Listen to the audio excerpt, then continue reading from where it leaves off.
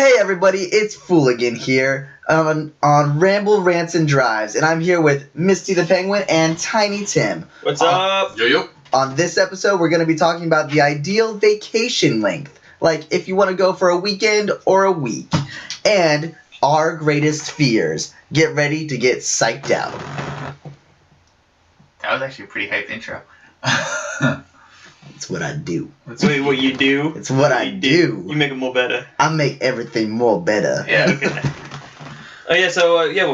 What about vacation lengths? What is your guys' ideal? Alright, are we talking, because there's different types, because you could be a kid, or you could be the adult with a job. I say let's go with the adult. How about your current living status? So your Current living status, Yeah, okay. so what your lifestyle is currently, what would be an ideal? Could you go away with just a weekend or a 3-day weekend to that beach and relax, or you need like a whole week or 2 weeks for a vacation, or be like the Europeans and take like half the year off? Yeah. I cannot even go a week on a vacation. I get so bored, even if we have like plans, like even if I have plans that do like something crazy every day, like go surfing and then like parasailing and then like skydiving or something, I would get so bored. For some apparent reason, I get bored on vacations. I can't do it. The most I can do where I enjoy myself, I have a good time, and then I'm like, okay, I'm ready to get back to the real world, is like 4 days at most. Yeah. That's it for me. So you can do like, if you have like, say you got a full-time job, right? Yeah. For example, for say 9 to 5, Oh, yeah. right? And you get 2 weeks vacation or 3 weeks vacation. You wouldn't take it to go, hey, I'm gonna spend my entire vacation on one trip. I'm gonna break that up so when we have like a holiday, or it's like, hey, I want to, my birthday weekend, I want to take 2 days off. I take the Monday, Tuesday, or the Friday, Monday off, and I'll have the whole weekend just to chill, relax, wind down, and then go back to work. That's exactly what I do. I could not take my whole vacation for a whole year and be like, okay, I'm just gonna be gone for like 2 weeks or something. I'd be like, I would be bored after a week. I'd be like, I wish I didn't do this. Like, it's a mistake. Interesting. For me, it kind of depends on what I'm going with the vacation. If it's just a whole weekend with the guys kind of thing, mountain ski trip kind of weekend, that's fine. But I enjoy the week-long vacations as well. So for me, it's really what's going on in the vacation. So that's kind of what settles how long I can take it for. Okay. I would say it also depends on who you're with. That Just is true. saying. Who you're with kind of thing. If you're with your aunt and uncle that you aren't really close to, you might want to leave after like a day. Yeah. If you're with the guys and you're just hanging out, chilling. What about you, Misty? What's your ideal vacation length? Well, start off with saying, like, I agree with that. I think it depends on the crowd you're going to be with that weekend. Sometimes you can be with a couple of days or weeks and months or something like that. Depends on who you want to be with. Will affect that vacation. I'm weird. I could do pretty much everything, but then there's one little restriction I keep to myself, is because I have family up in Montana, and then I only see them about 2 or 3, every 2 to 3 years I see them. So I don't get to spend time with them hardly at all where I'm currently at, and talk to them and catch up on life and everything, because phone calls, Skype isn't, it can go so far. So with that, when I go see them, I always make recommendations, keep a minimum of 8 to 9 days. Like, that's the minimum I have to do, because even with that, that's still too short. But that's like the minimum to see my family out there. Because I don't want to go out for 2 days, 3 days for a wedding or a graduation or something like that, and then fly right back. It's like, I just wasted my time out there in a sense. You didn't even get to like see what's new in their lives.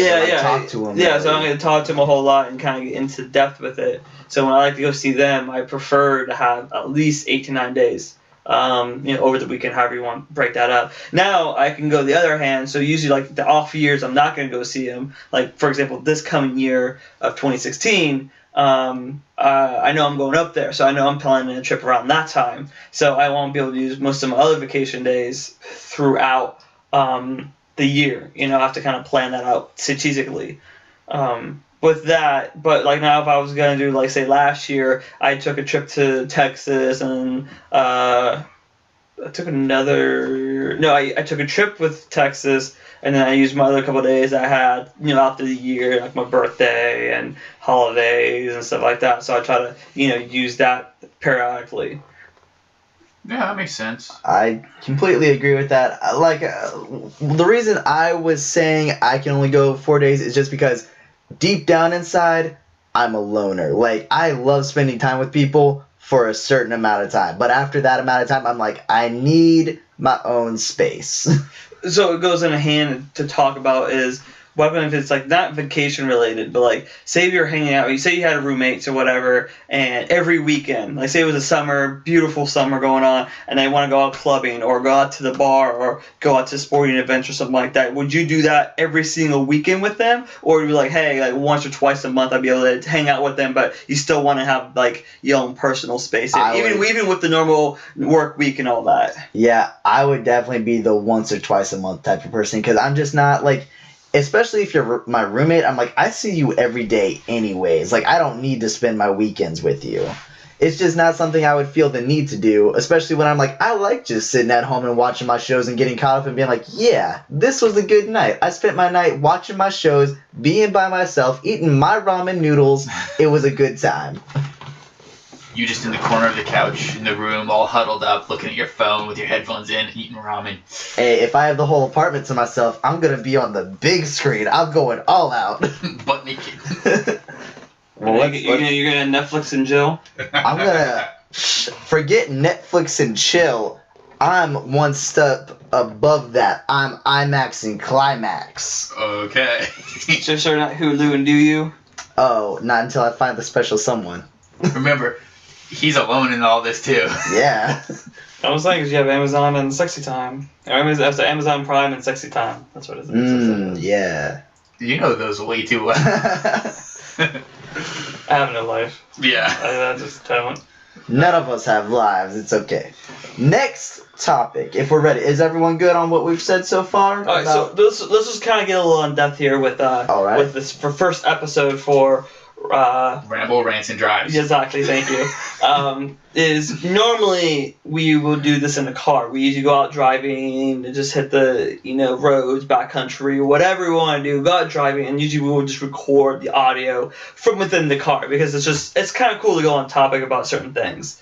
But plus, whatever you pass might pop up in the conversation as well. Yeah, so it's just like that kind of thing. So we're gonna try to do that as much as possible, be in vehicles and trying to be safe as possible. Just gonna put that out. Not trying to be reckless drivers and not fucking initial D out there and drifting around corners. But when we have the convenience, well, if once we have the convenience of doing it in a house or another location than a vehicle on the road. So with that. Just to give you guys, the audience, a review on that. That'd be like if you don't hear car audio or any noises from there. Excuse me. Or when you do hear that and you're like, what the heck's going on? Yeah, so the audio might fluctuate. We'll try to make it as good quality as possible to our ability from there. Anything else you want to... You can get a little buffer. Just talking about the episodes and everything. Always... comments telling us like things you want to hear us talk about. Like, we would love to hear from you guys. We're all about hearing what you guys want to talk about and what you guys want to hear about. We just pick our own stuff right now because no one's asking about anything, so we're just picking the conversation. Obviously, it's the first episode. Obviously, I'm just saying, like, in the future... I'm sorry. I'm a fool, guys. I'm a fool. I'm Fooligan. I fool around. Anyways... I understand what Misty the Penguin is saying, which, by the way, just so you know our voices, again, I'm Fooligan, this is Misty the Penguin. Howdy. And this is Tiny Tim. What's up? All right. I believe... That's Monday. That's what I was going on. Hi there. What the fuck was that? Yeah, I have a little bit higher. Oh, Tiny Tim. All right. So, our fears. Get ready for it. I think Misty should start since he has kind of the... Misty has the weird phobias, people. I wasn't going to say weird, I was going to say unique.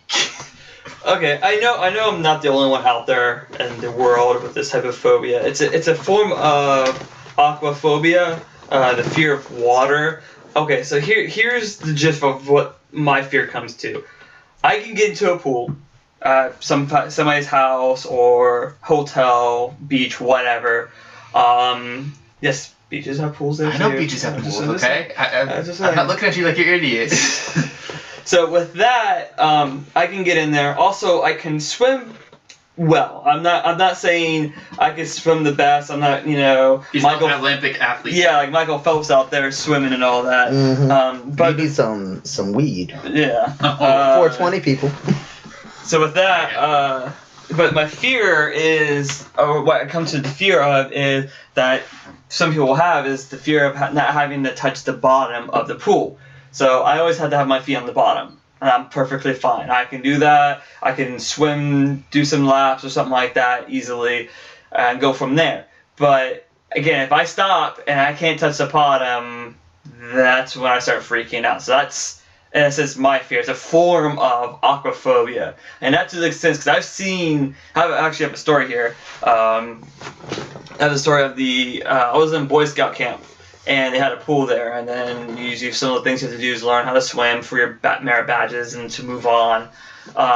And so I was there, got in the pool, and I had some guy trying to teach me how to swim. I think that's when I actually learned how to swim when I was at that camp. And this is when I was like, I don't know, 9, 10, 11, 12, around that age bracket, or whatever Boy Scouts are doing.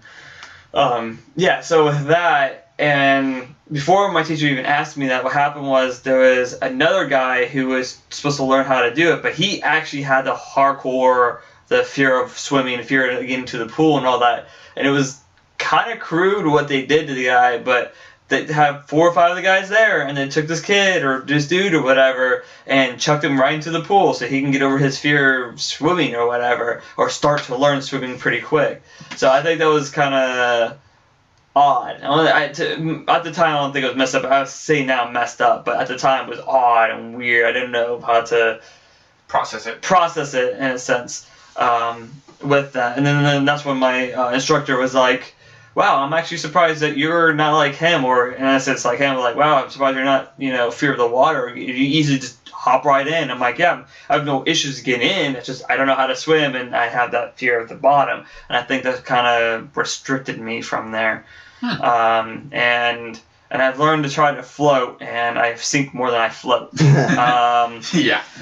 So with that, that's pretty much my really only good fear that I have of, and most of my friends and family know that I have trust issues with water, deep ends. Yeah. Usually the deep ends is where I stay away from. Well, actually, sorry, go ahead. Well, thank you, Tiny Tim. You know what, Misty? You actually aren't alone, because my mother has the same fear. She can be in a pool, but the water cannot be over her head. She cannot go anywhere in the pool where the water will make it so she can't breathe. 4 feet, she starts hyperventilating a little bit. Yeah. What I was going to say is that actually that method that you saw with the kid, that is actually a very readily used method in the Marines and Navy. If somebody joins the Marines or Navy without knowing how to swim, they're not really nice. They just literally take them to the deep end and go, and you learn either to swim or you sink and we don't pay you. That's or you leave. Pretty much. And that's literally what they do, is they put them in full gear and they chuck them in a pool. Yeah, 80 pounds of gear, which is kind of ridiculous when you think about it for someone who doesn't know how to swim. And you got to jump into a body of water that's deeper than 10 feet. Yeah. You got to know how to swim. You know the pants trick, right? Yeah. Where you take off your pants, you tie them together, and you get air. Yeah, get air, and you can use it as a life preserver if you don't have one. Yeah. I thought that was kind of cool. Mm-hmm. Actually, I know for a fact that the Marine fatigues, their like skin, if they get wet, they close up and they hold air inside of them. Yeah. And what they teach Marines to do is they tell them to flip their collars up and then grab it with their hands to make a perfect seal, because your arms are already so tight that they're sealed already. Yeah. And then you peel part of your collar away and you blow into your uniform. And it actually inflates your uniform for you. You just got to make sure it's wet and it'll actually inflate. I thought that was kind of cool. Wow. Well, as long as the uniform, I guess, fits you. Yeah. You know? And scenario, if you happen to have out your pants and stuff like that untucked, I think there'd be other variables in there. But I can see being a somewhat useful help to it. You know. Hey, every little bit helps, right? Every little bit. Alright, you're up. Alright. I have 2 fears, actually. And I know, like, everyone's gonna be like, oh, you have 2 fears. But they're legit fears. I'm just saying this right now. They're legit. Why do we say something, oh, you have 2 fears? A lot of people have multiple fears. Yeah, multiple fears.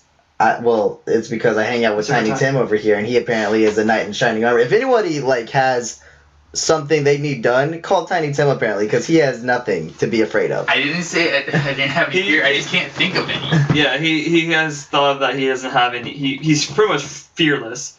The actual proper terminology is using fearless. But again, we're kind of discussing about it a little earlier because we had a call to take. So we were talking about it and to know what the proper terms for these different fears.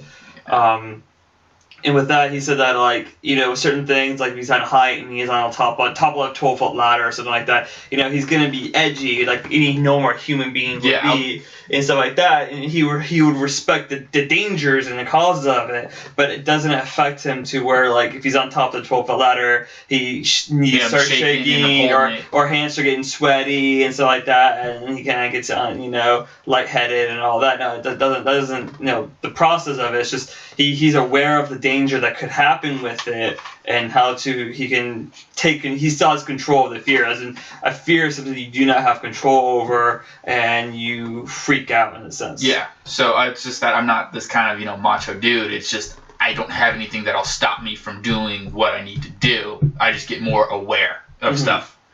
That's very much what I am. That's why I was going to go last, because that was kind of a weird thing to explain, but okay. Well, my bad. That was my bad. Nobody cares. Yeah, nobody cares. Well, my first fear is that... I know that already. Gosh. That's why he has more brownie points than him. Exactly.